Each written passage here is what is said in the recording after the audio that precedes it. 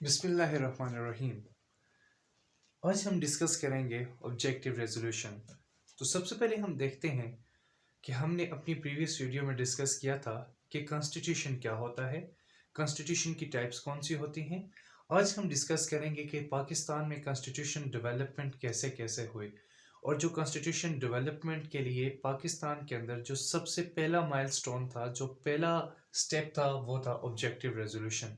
Objective resolution की हम देखेंगे कि इसको असेंबली के अंदर किसने पेश किया, ऑब्जेक्टिव रेजोल्यूशन के ऑब्जेक्टिव्स क्या थे, और उसके बाद जो ऑब्जेक्टिव रेजोल्यूशन है आया कि वो हमारे अभी का जो 1973 का आइन था उसके अंदर मौजूद है या नहीं है। तो सबसे पहले देखते हैं ऑब्जेक्टिव रेजोल्यूशन। ऑब्जेक्टिव रेजोल्यूशन जो था, अब जब पाकिस्तान महज वजूद में आया तो पाकिस्तान की कॉन्स्टिट्यूशन असम्बली का सबसे पहला जो काम था वो पाकिस्तान के कॉन्स्टिट्यूशन को फ्रेम करना था। तो जो ऑब्जेक्टिव रेजोल्यूशन था ये प्रोवाइड करता है basis for the constitution of Pakistan. ये बेसिस बुनियाद बेसिक बनाता है कि जो पाकिस्तान है उसका कॉन्स्टिट्यूशन कैसा होगा, गवर्नमेंट कैसा होगी, डेमोक्रेसी होगी या फिर डिक्टेटरशिप होगी। ये सारी चीज़ें ऑब्जेक्टिव रेजोल्यूशन में डिस्कस की गई हैं जिसने प्रोवाइड की बेसिस, और फिर ऑब्जेक्टिव रेजोल्यूशन की बुनियाद पर पाकिस्तान के कॉन्स्टिट्यूशन को डेवलप किया गया। और जो ऑब्जेक्टिव रेजोल्यूशन है ये प्रियम्बल के तौर पर मौजूद है। पाकिस्तान के अंदर जितने भी आइन इससे पहले आइन बनाए गए 1956 का कॉन्स्टिट्यूशन के अंदर भी मौजूद है, और उसके बाद 1962 के कॉन्स्टिट्यूशन के अंदर भी मौजूद है, और 1973 का कॉन्स्टिट्यूशन जो है उसके अंदर भी ऑब्जेक्टिव रेजोल्यूशन प्रीएम्बल के तौर पे मौजूद है। न सिर्फ पाकिस्तान के कॉन्स्टिट्यूशन के अंदर बल्कि ऑब्जेक्टिव रेजोल्यूशन को दुनिया की दूसरी मुस्लिम कंट्रीज़ ने भी अडॉप्ट किया। अब ये जो ऑब्जेक्टिव रेजोल्यूशन था ये पाकिस्तान की पहली कॉन्स्टिट्यूशन असम्बली ने में एक्सेप्ट किया गया, अडॉप्ट किया गया, और ये लियाकत अली ख़ान की सरबराही में, या लियाकत अली ख़ान ने जो ऑब्जेक्टिव रेजोल्यूशन है इसको कॉन्स्टिट्यूशन असम्बली में मूव किया। अब देखिए जो पाकिस्तान है जब मर्ज वजूद में आया तो उसकी कॉन्स्टिट्यूशन असम्बली कैसी थी या वहाँ पे गवर्नमेंट का स्ट्रक्चर क्या था वो देखते हैं हम।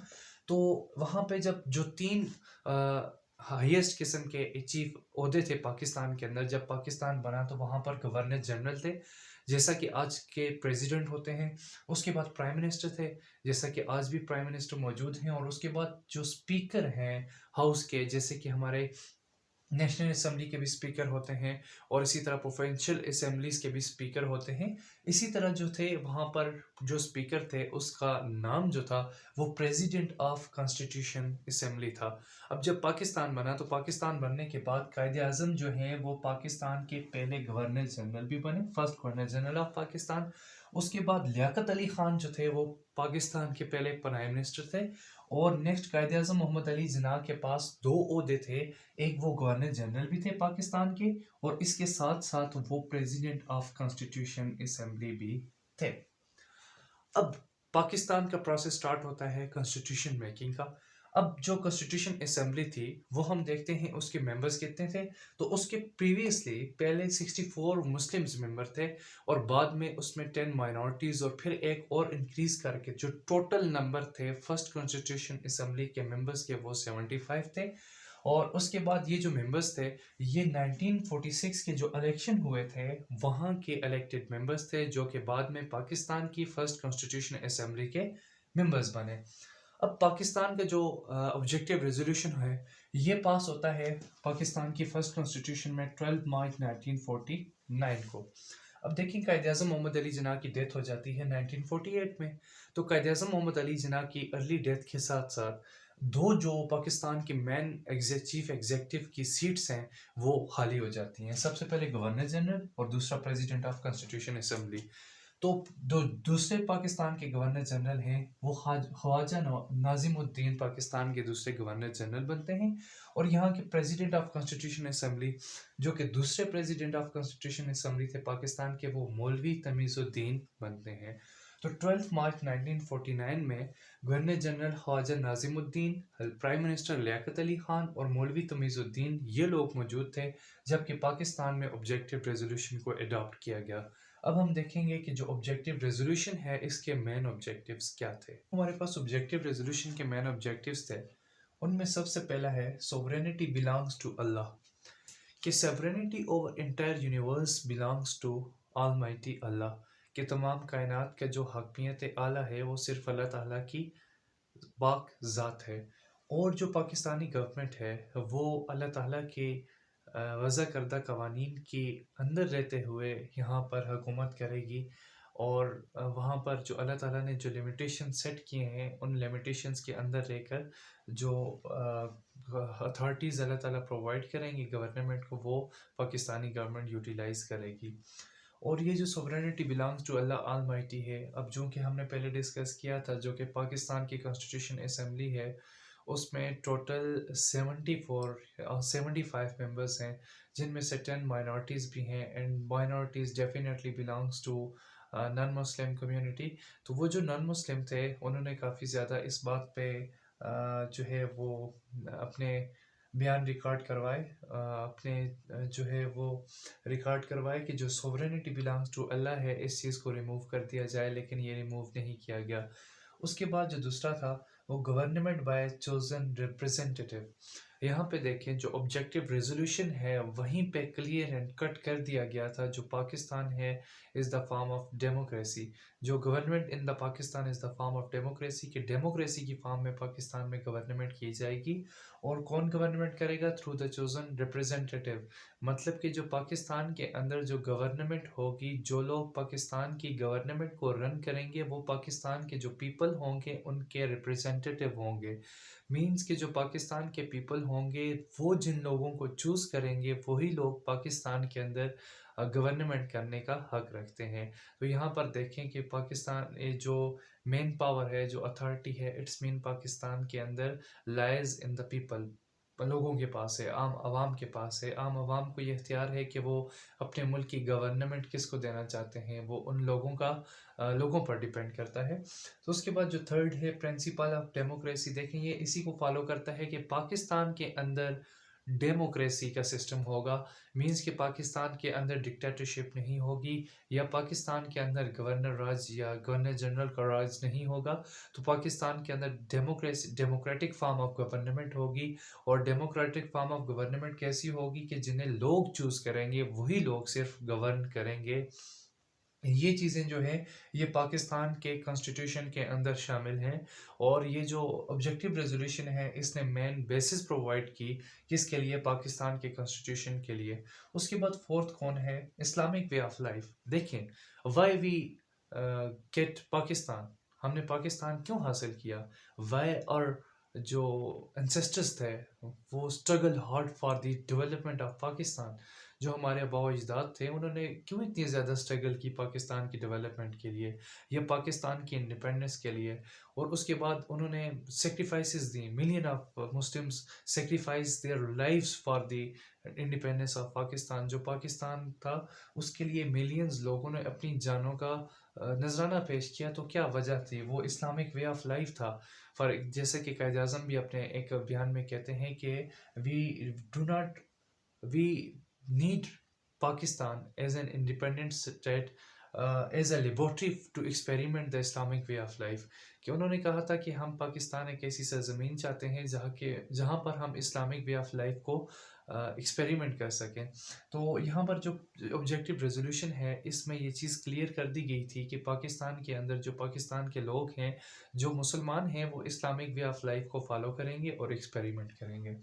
उसके बाद माइनॉरिटी प्रोटेक्शन, देखिए यहाँ पे तो है इस्लामिक वे ऑफ लाइफ मुसलमान तो फॉलो करेंगे। तो पाकिस्तान के अंदर उस वक्त नॉन मुस्लिम्स भी बहुत ज़्यादा थे, माइनॉरिटीज़ भी थे। तो क्या माइनॉरिटीज़ के लिए भी ये ज़रूरी था कि वो मुसलमानों की जो कल्चर है, जो मुसलमानों की आबादात हैं उसको फॉलो करें? नो, ऐसा नहीं था। यहाँ पर ये चीज़ शामिल कर दी गई थी कि adequate provisions will be made for the protection of the rights of minority, कि जो माइनॉरिटीज़ हैं उनकी जो राइट्स की प्रोटेक्शन है उनके लिए एडुकेट मतलब जो प्रोविजंस होंगी वो पाकिस्तान के कॉन्स्टिट्यूशन के अंदर शामिल कर दी जाएंगी। उसके बाद federation of Pakistan, for example कि पाकिस्तान जो है वो यूनिटी फॉर्म ऑफ गवर्नमेंट होगा या फेडरल फॉर्म ऑफ गवर्नमेंट होगा। ये हमने आपको पहले डिस्कस किया था कि जो कॉन्स्टिट्यूशन होता है वो एक फेडरल फॉर्म ऑफ गवर्नमेंट देता है और एक यूनिटी फॉर्म ऑफ गवर्नमेंट देता है। तो यहाँ पे जो ऑब्जेक्टिव रेजोल्यूशन है इसने ये क्लियर कर दिया कि जो पाकिस्तान है ये फेडरेशन होगी। फेडरेशन के अंदर क्या होता है, एक सेंटर होता है और उसके बाद बहुत सारी इसकी फेडरेटिंग यूनिट्स होते हैं। जैसा कि पाकिस्तान, इसके अंदर एक सेंटर है इस्लामाबाद कैपिटल, और उसके बाद इसकी जो फेडरेटिंग यूनिट्स हैं उनमें 5 प्रोविंसेस आते हैं इंक्लूडिंग गिलगित बल्तिस्तान एंड रियासत आती है state of Azad Jammu and Kashmir. उसके बाद फंडामेंटल राइट्स क्या होते हैं, freedom of speech, equality before law, equality of opportunities, equality of justice, equality of rights. ये सारी के सारे जो फंडामेंटल राइट्स हैं वो ऑब्जेक्टिव रेजोल्यूशन के अंदर ही पाकिस्तान के आइन में शामिल कर दिए गए कि फंडामेंटल राइट्स जो हैं वो पब्लिक को, अवाम को प्रोवाइड किए जाएंगे। जैसा कि जो अमेरिका का कॉन्स्टिट्यूशन है जो कि 787 में जो है अडॉप्ट किया गया, लेकिन उसमें फंडामेंटल राइट्स मौजूद नहीं थे। बाद में 5th या 6th अमेंडमेंट के थ्रू जो अमेरिका का कॉन्स्टिट्यूशन है उसके अंदर फंडामेंटल राइट्स इंक्लूड किए गए। तो ये खासियत देखें पाकिस्तान के आइन को हासिल है कि पाकिस्तान के आइन का ड्राफ्ट तैयार करने से पहले जो मेन बेसिस प्रोवाइड की गई पाकिस्तान के फ्यूचर कॉन्स्टिट्यूशन के हवाले से, उसके अंदर ये चीज़ मौजूद थी कि फंडामेंटल राइट्स जो हैं वो पब्लिक को मिलेंगे। उसके बाद जो नेक्स्ट है इंडिपेंडेंस ऑफ जुडिशरी। यहाँ पे देखें वो कहा जाता है कि जिस जिस स्टेट में इंसाफ का बोलबाला होता है वो स्टेट इंतहाई मजबूत होती है।